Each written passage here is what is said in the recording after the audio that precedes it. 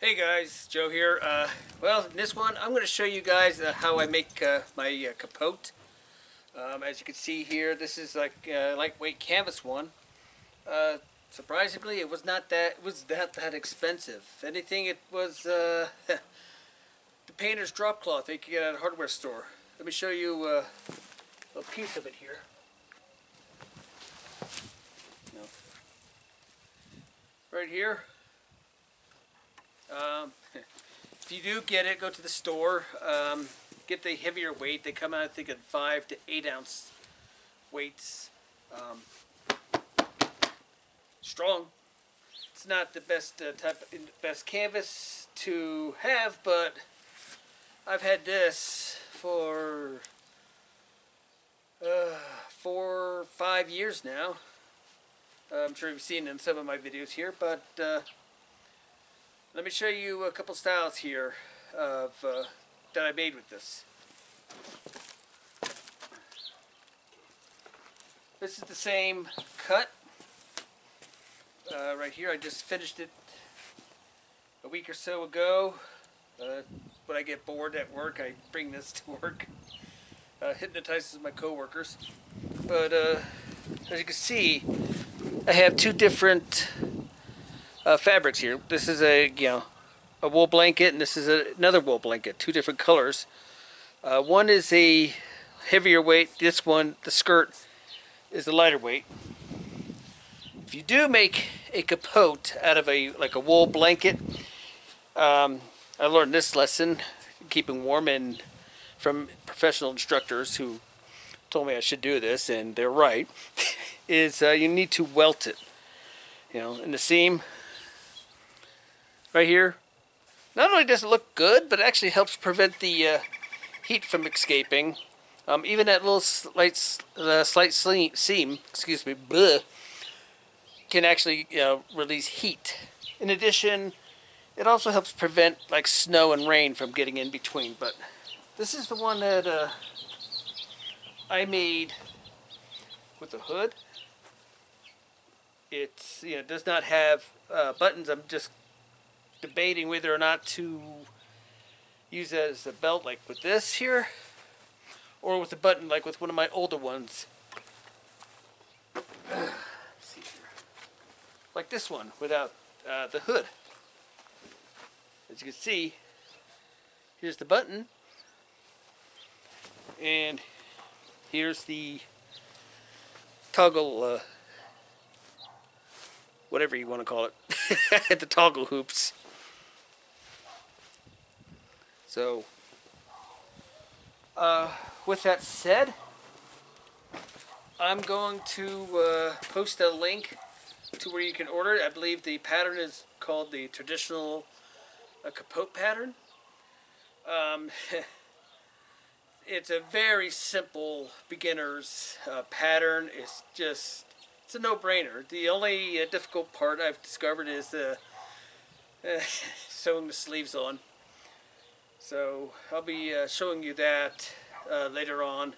One thing you are going to notice is as the time, the progression here is not only the light ambience, but me. You're going to see me in different clothes. This is going to be kind of a multi-day type of thing, considering that my work is having a grave now.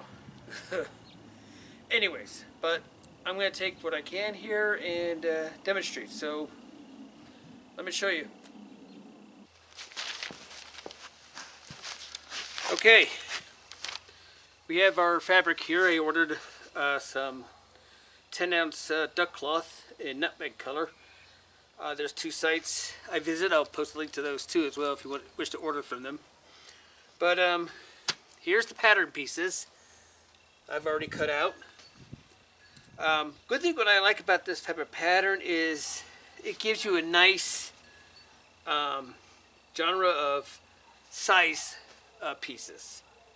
You have like the small, medium, large, extra large. Depends on your height as the pattern goes. Of which, let me demonstrate here. This here is the main body, but as you can see, it gives you like a number guide here, like, you know, height, and your weight. You know, I'm I'm short, so I'm about 5'5", so I'll use like the 130 weight, 130, 170, more or less. But the size is like 38 to 40. And as you can see right here, it gives you little numbers which you just could cut out or trace. My advice is cut out. I've tried tracing and it's less annoying. But anyways, we have here the main body. You can, if you don't want surprises, then you want to, you know, get a good, you know, test cut or whatever. You know, maybe get two of these together, put them together like so, and then just put it on carefully without ripping, like so, and then you can pretty much guess how far down you want your capote to go. Some people like it down ankle length, some people like it knee length. I like it, you know, a little bit below your main pocket, you know, maybe right at the top of your cargo pants leg flap. So here's the body.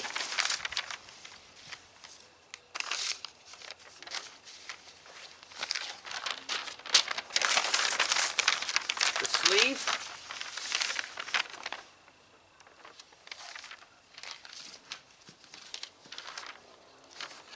The cape. And the collar. Little late dog, you should have held it down before the wind blew. But yeah, here's the collar. You don't necessarily need to put the collar or cape on. It just looks nice and it'll offer more protection from the elements like the rain, sun. Because unless, you know, especially here in the high desert, you want to keep the sun off of you. You will dehydrate. But anyways, I'm going to lay these out at a time and explain how it's done. So I'm going to get the debris off that the dog kicked on, and I'll be right back to show you. Okay, well, I got the pattern pinned down, not only to keep it from blowing around on the wind, but it also helps keep it in order. So that way when I cut around it with the scissors, it's not going to go all over the place and make it difficult. Now, some of you are probably going to wonder, it's like, dude, your pattern looks a little short. Well, yeah, that is, because I'm going to put like a skirt on. I've come to a liking to that. So I'm going to cut it out. This is going to be the first piece. One thing I need to mention is, like, by following the directions, you'll see, like right there, where it says the fold. That's what you want to put your, you know, fold your blanket or your piece of canvas over to where the fold is. That way you'll have one piece instead of two pieces, and sewing it down the back, you know, the back, and it'll have a nice seam running down your back, which is not that enjoyable. So I'm just going to cut it out, and then we'll start on the next piece. Here we go. So basically, is I'm going to, you know, follow the line of the measurements here. So I'm going to have this extra, which is not a bad thing. I mean, I could probably use that as welting or not, but either way, don't necessarily need it. So I'm just going to cut around and leave this part here, and then later on, once I get all the pieces together, I would make a measurement on how much I want the skirting to be. So snip snip.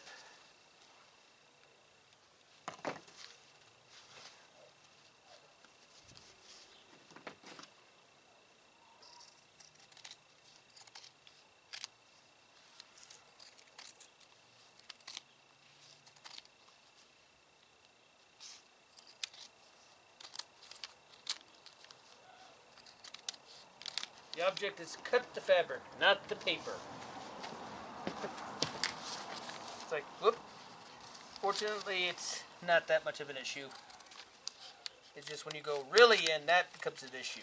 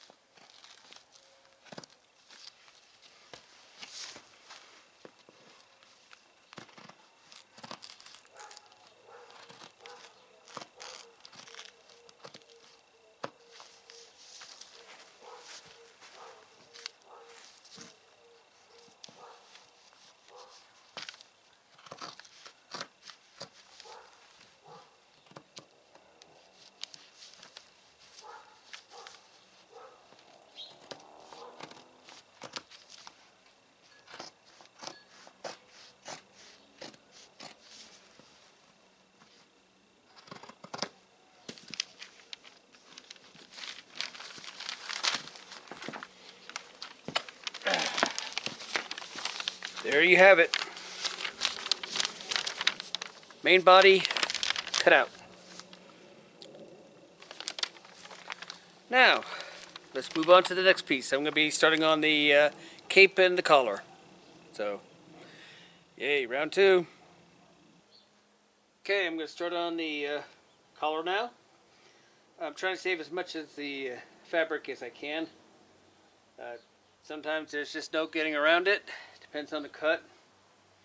But it's a good thing I ordered quite a bit. You can always use the extra to fix your mistakes. Especially getting this on sale, so.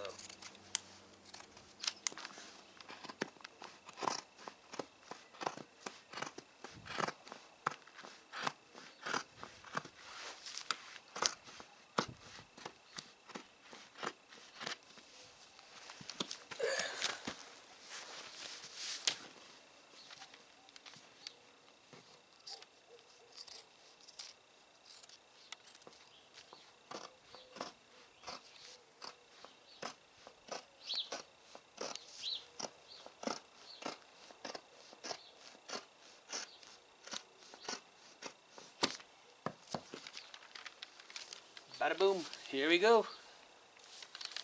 Got the collar up. Got an extra piece right here. Could be used for a bag, pockets. Sure the wife is going to want my scraps. So, put that off to the side. And now, for the cape. Okay, now for the cape.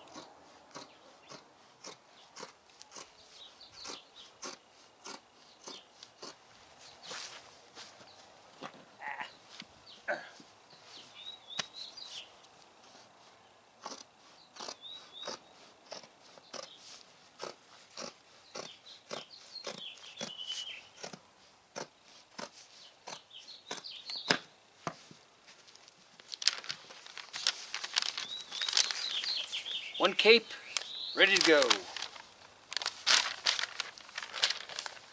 Okay, the last two final pieces, the sleeves. I could have probably cut them out individually, but in the end it really doesn't matter. What I did is I left it folded over like so, and so I could just cut out, have the two pieces right there, right then and there. I'm still trying to save as much of the fabric I can. Yes, apparently I still have a lot more. I could have gone lengthwise like this. I guess it would have been much easier that way, but I would have had this whole, blob. Not sure what I would be using it for. And I don't like wasting material, so it's force of habit on my part, I guess. So, anyways, cutting.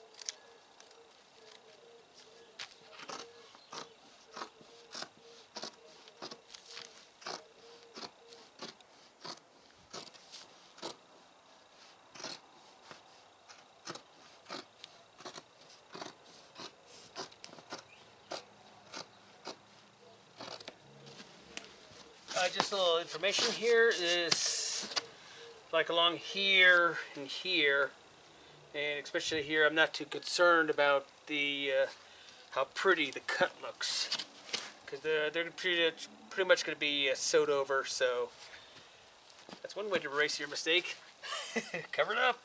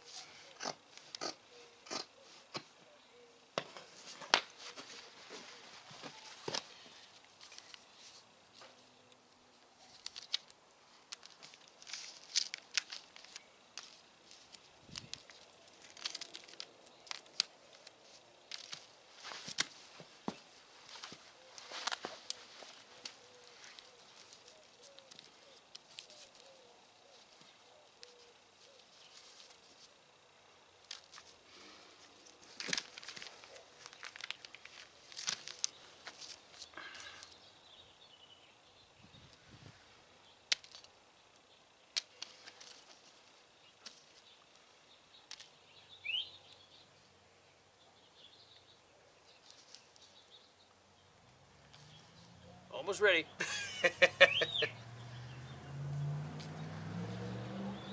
Just organizing my stuff here.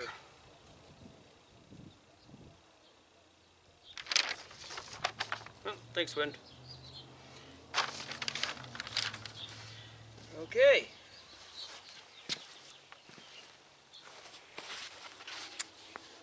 One sleeve. Poof. Two sleeves. All right. There it is. Now, the fun and arduous part of this is sewing it up. You can do it one of two ways. If you have a sewing machine, use it. I do have one, but I personally prefer to sew it up by hand. And let me show you how I do it. You may have a different way of sewing it. Great, but this is the way I do it. So here we go. All right. Well, as you can see, I have it laid out here. This is the this is the part where, like, basically when I first started doing this, I got, kind of turned around and confused, and had to resew. You get real good at it. That's what I don't mind about mistakes sometimes, is you learn from it if you're willing to do that. Anyways, what I did is I got some, going to sew it up with some yarn. I guess I could sew it up with regular sewing thread, but I like using yarn. A little bit more rustic. But the way I get the length here is I add a little extra right there for this, tying off. And get the length. Go like 1, 2, and 3. As you can tell, I already got the length cut out here. But that's pretty much, I'm usually going to have some extra. I always like to have extra, just in case something goes wrong. So, with that said, let me show you how I sew it. So, there we go. Now we're ready.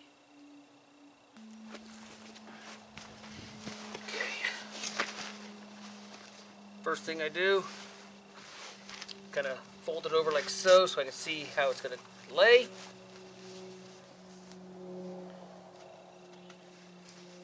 Put the two sides together. Make sure everything's good. Now, where you start, it doesn't really matter per se. It just depends on, where you want the knot, if you want it to be visible or not. I don't like my knots being visible, so I'm going to sew towards the armhole here. So, here we go, in we go.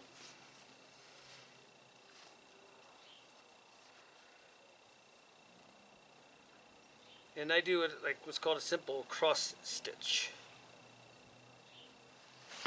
Let me get up so we can see this.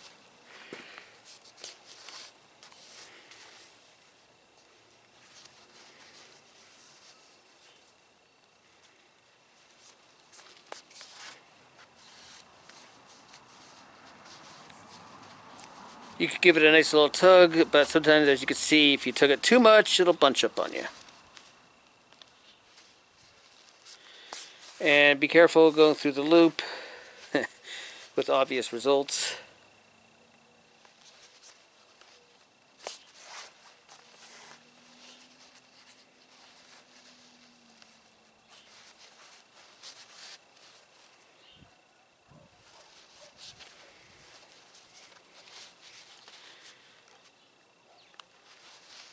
It's much easier when you're sitting down, but I'll make sure you guys understand what's going on here.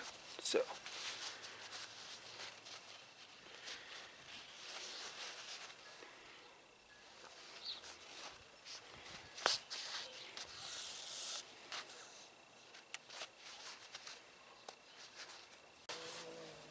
okay, here we have it. At least the first round of the stitching.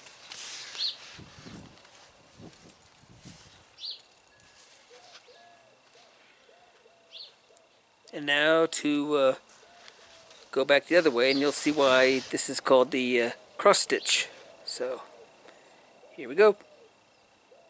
Okay, now that I got the one row here, I'm going back.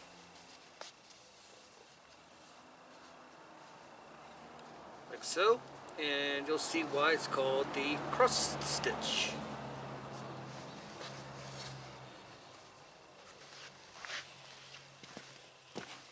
Yeah, this takes longer, but you know, yeah, there we go.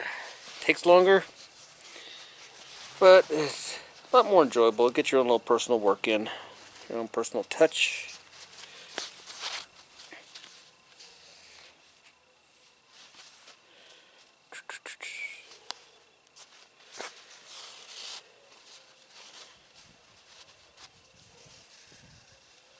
And went through the loop, as you can see. That's why it's good to pay attention. Oh, there. It's right the first time. Here we go. So, what I do here is I'm going to go through here, and come out right there.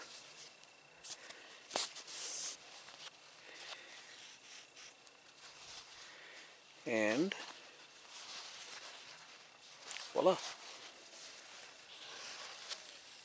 Start seeing the Xing or the crossing. So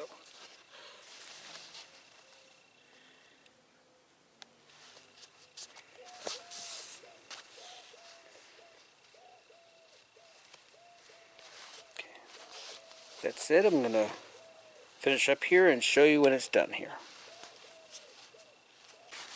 Okay, here's the finished one shoulder and extra, as you can see. And this is why it's called the cross stitch. This is what it looks like when you reverse it. A nice smooth seam. Well, my wife's calling me for dinner and it's losing daylight here, so we'll continue this later and I'll show you when it's done. The shoulders are done.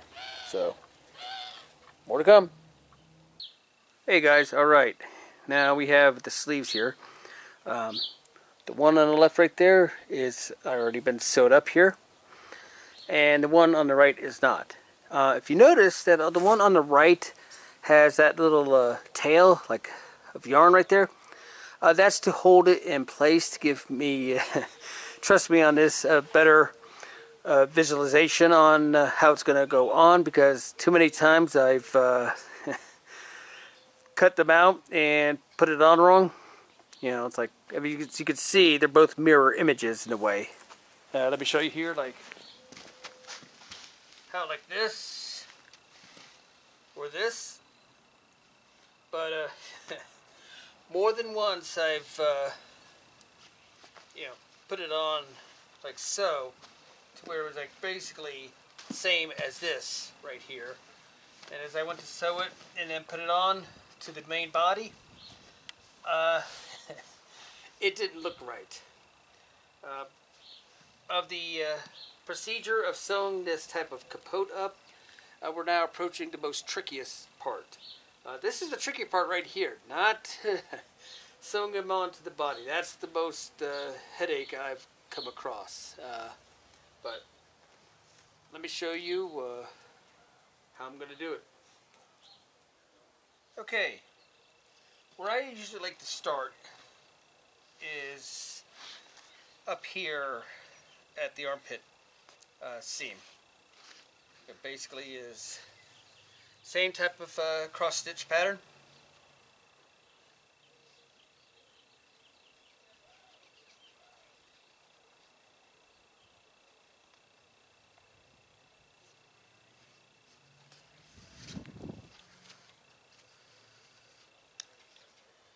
And I should have done the other way.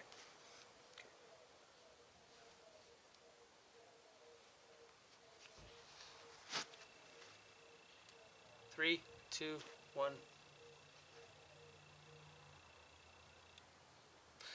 Hey guys, where I like to start out here when I'm sewing up the sleeves is I like to start up at the armpit area. That way when I do the tie off with the little knot, it won't be as visible if it was like around the cuff. Not that it matters, because I mean you could you know, curl the edges back a bit and cuff it and hide it that way, or you know, give it a little decoration, a nice little ribbon, sew your own little cuff on. But oh, son of a gun, I missed the whole, I missed the other piece. Well, all right, here we go again. Let's try this again. Here we go. Yep. That's what happens when you sew stuff up by hand. It's usually get these little bloopers and such. But you know, I like sewing, like doing things by hand. Is sort of kind of relaxing, meditative, I guess you could say. You know that when if you're working long hours, it helps keep you up a bit. Of course, some would argue they'll put them to sleep, but to each their own.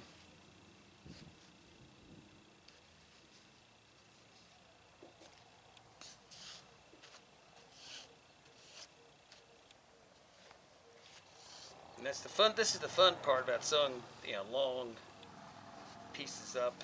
Is you get the excess wrapping around things.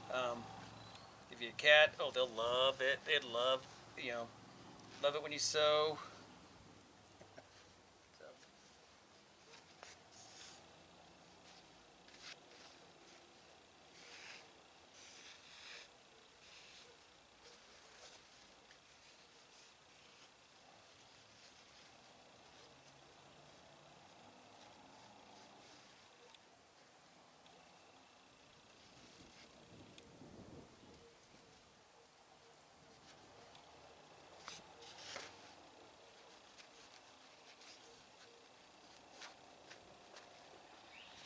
And the hazards of it is not tying. Well, I'm not going to bore you with the fixing and the tedium of sewing this whole thing. So when I return, I'll have this whole thing sewed up, and I'll demonstrate on how to put these onto your main body. So here we go. Alright guys, I got one sleeve on here. What I did started out here, as you can tell, it's got sewed on just fine. The seam of the arm here matches the seam of the shoulder here. That's very important. But as you can see, right there, looks nice. You got some little threads sticking out, but you know what? That's just fun. I don't care. It doesn't bother me none. But this is how I started it out. You bloody ding, blasted, no good. Yosa yasa. Anyways, this is how I started out here. As I said, this is the one of the more trickiest of the parts here. You want to line up the seam of your shoulder with the seam of your arm. And as you can see, it's like around it, I also, tied little pieces of thread along the armhole to help hold it into place and give me a kind of a guideline, and to keep it from, with the tugging and pulling, it bunches up, and all of a sudden you have this little gap when you finish, or too much. So this is the way I'm going to start, and then probably won't show me finishing this here, but I'm also going to put on the collar and the cape as well. And once that is done, I'm going to put the skirt on. So let me bore you with the sewing here.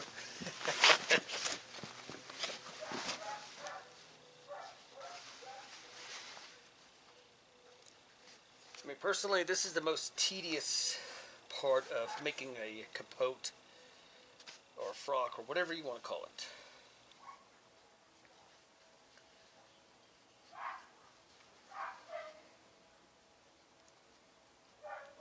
In fact, sometimes, especially since I'm being put on grave again, yay, is I'll do this during my breaks. It'll help keep me awake and clear my head.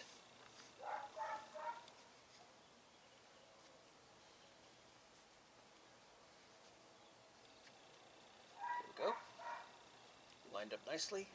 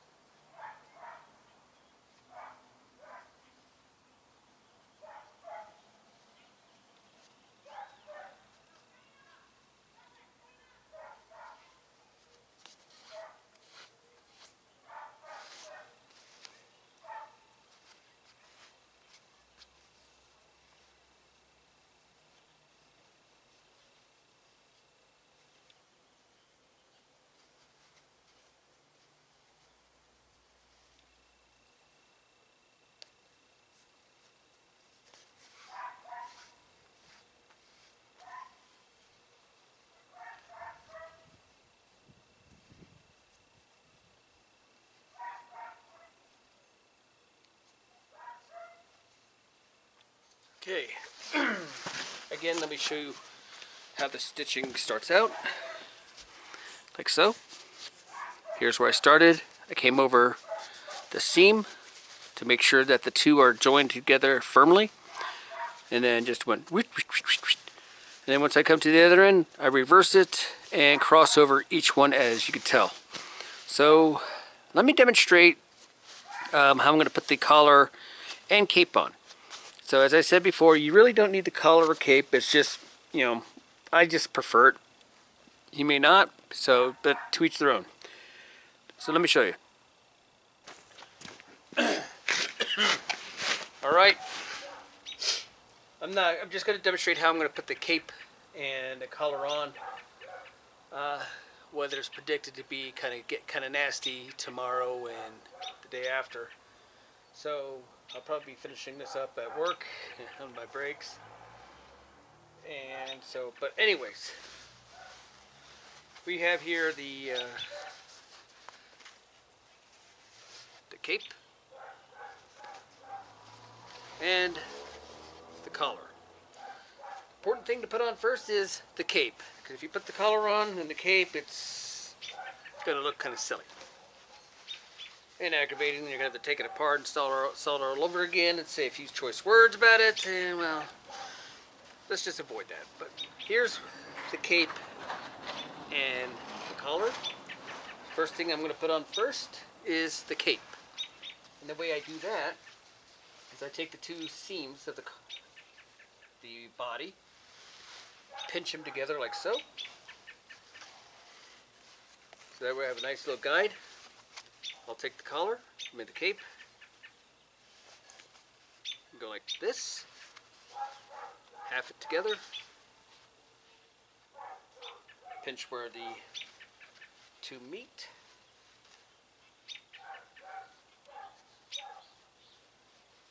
and then like so.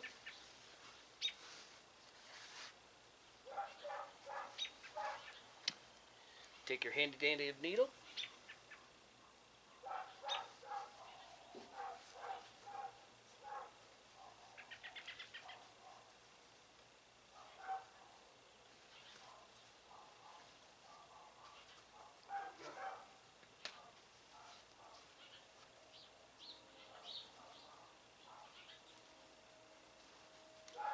and tie it on. You take your collar, do the same, take your thread,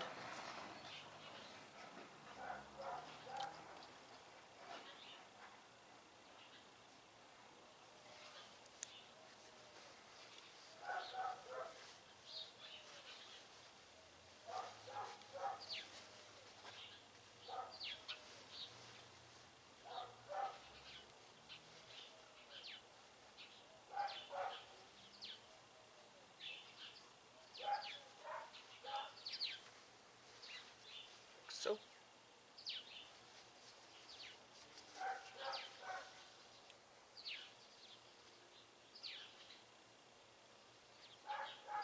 And then just tie it off.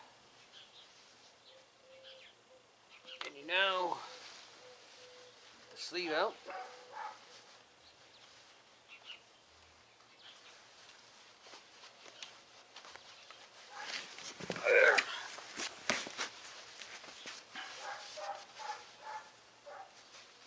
And this is pretty much how it's going to look when it's done. It's going to look pretty sharp. So probably the next time you see this, it's pretty much going to be nearly done, and I'm going to show you how to sew the skirt on. Before I do that, I'm going to show you exactly how silly it's going to look without the skirt. So, more to come. Alright guys, here we go. Got the sleeves sewed on, got the collar and the cape. As you can see, as I was saying before, it's coming down kind of almost like a very short vest, which is okay because I'm going to be putting the skirting on, which will be coming down to approximately around here. And after that, I'm going to blanket stitch, the edges here to keep them from fraying. As you can see, it's doing right here and here. So, but here, let me show you what I did with the collar and the cape.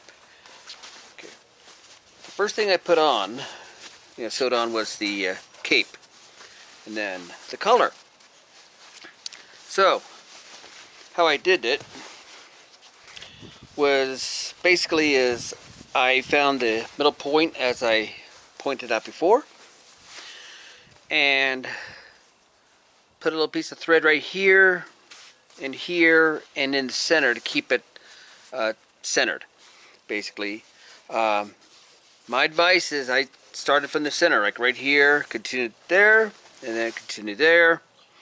My advice is do that, because I've tried this before, is doing this, and so get to here, and have one end longer or shorter than the other.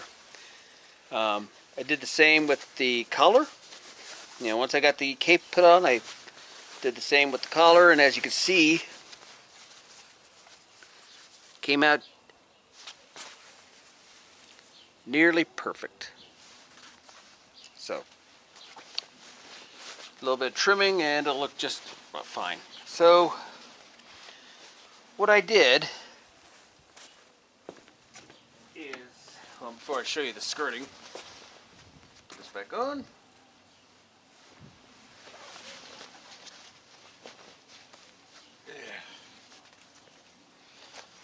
Is I measured for about, approximately here, and then took a piece of cord and went down to where I wanted to go. And after that, I measured it on the piece of fabric,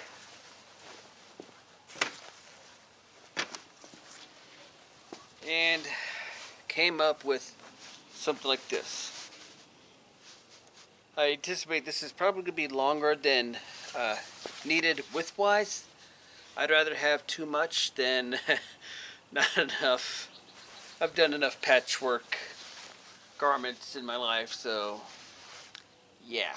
So anyways, let me show you how I'm going to attach this to the main body. So here we go. Okay, what you can see what I did is on the edges there, like, yeah, I tied a little piece of string there and there and there and there. That helps keep it straight without it going off-centered. Those of us who have sewed knows exactly what I'm talking about, that frustration. So that's pretty much what I'm going to be doing. I'm going to be doing sort of kind of like a running cross stitch, going like this type of thing, and then coming back like so, to add a little bit extra support in the center. So let me give it a little quick demonstration here, and then I'll finish up the rest, and I'll show you the finished results later. Okay, a little note here. Aside from sewing the arms on, the skirting is probably one of the more entertaining of the two. So, but basically what I do usually,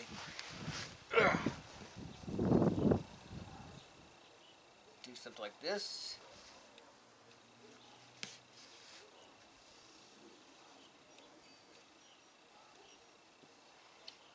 Make sure the tail doesn't get caught in the loop.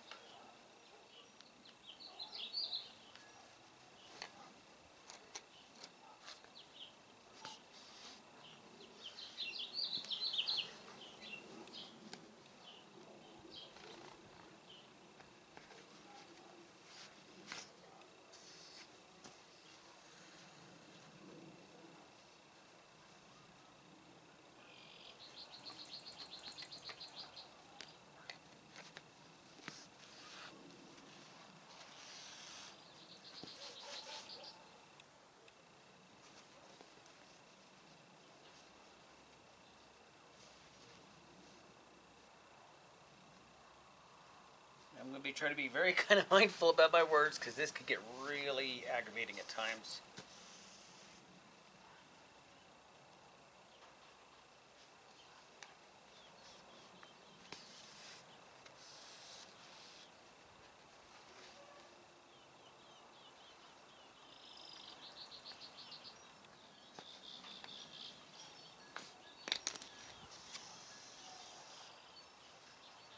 And it's good to be, basically lift it up every so often and check to see where you're going.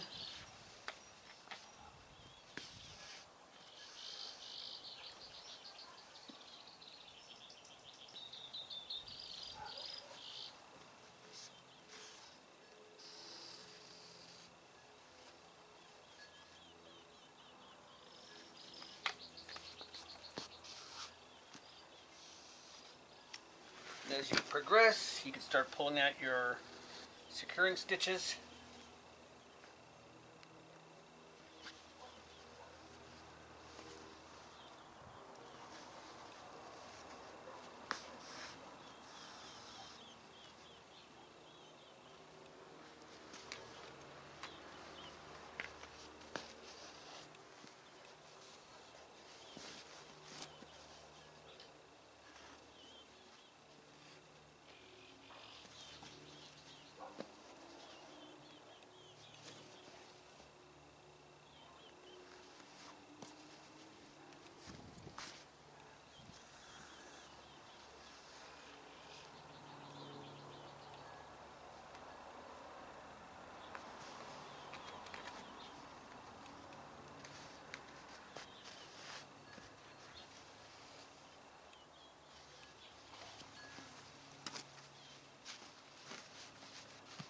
Straighten it up every so often.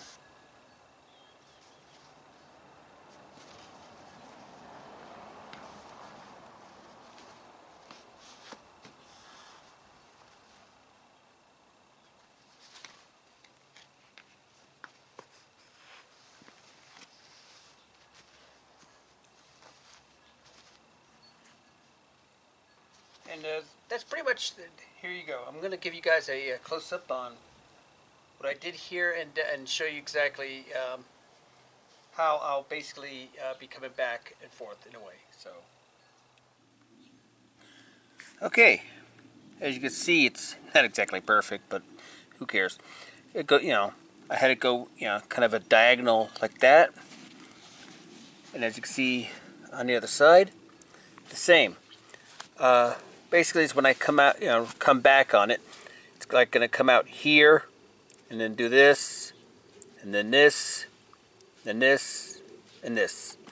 Kind of a zigzag pattern. So next time you see this, it'll probably be done. And I'm also going to blanket stitch, the edges around the cape and the collar, and especially the sleeves. I might later on put some leather or some other garment on it to help secure the edges. So, alrighty, more to come later.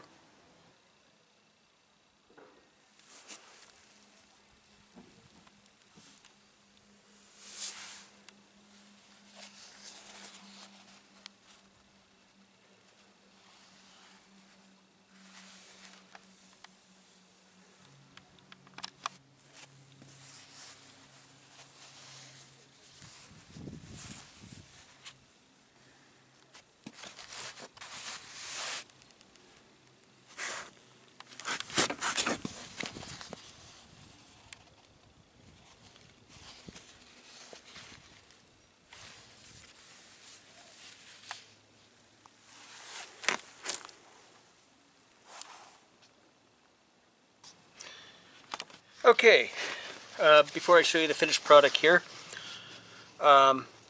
sure you saw me do the cross stitch, going one way and then come back the other way, so they're overlapping like an X.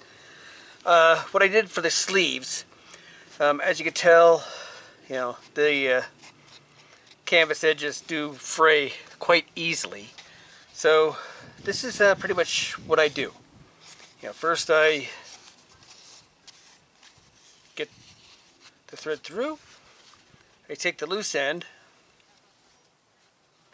and I make kind of a cinching knot, like so. Trim this off when you're done. You come in like so, sort of like the cross stitch, except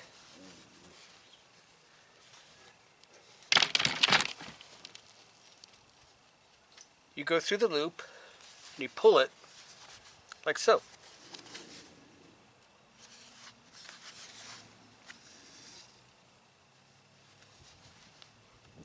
And this is basically called a whip stitch or blanket stitch. Not only does it help it keep it from fraying, but it actually looks pretty nifty on the edges and everything. It's very aesthetically and useful. You have a blanket, an old wool blanket, where the edges are starting to fray a bit. Just whip stitch it like so, and it'll help it stop fraying like that. So, there you have it. The blanket stitch, or also known as the whip stitch.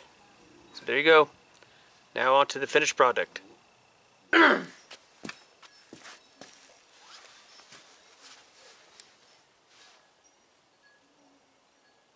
Hey guys, and well, here it is. The finished result. Hey. As you can see, it fits just fine. No bunching it up at all. This is made from duck cloth canvas. I'm very happy at how it turned out. I like the center flaps. Kind of aesthetic looking, but there it is. What do you think? Well, my next endeavor is, that's one thing I always like to do, is kind of push myself a little bit more, see what I can do. This one is definitely, I'm going to probably use the sewing machine, or I might just sew it up by hand.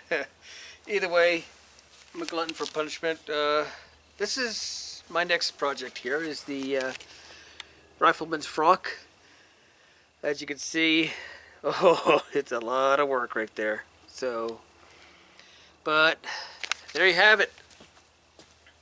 And that's pretty much how I make my capotes and frocks as well. So, I'm going to put a link to where I got this canvas here. Two links actually, there's two places I get it from. So, with that said, hit like, and if you haven't subscribed already, subscribe. Catch you later now.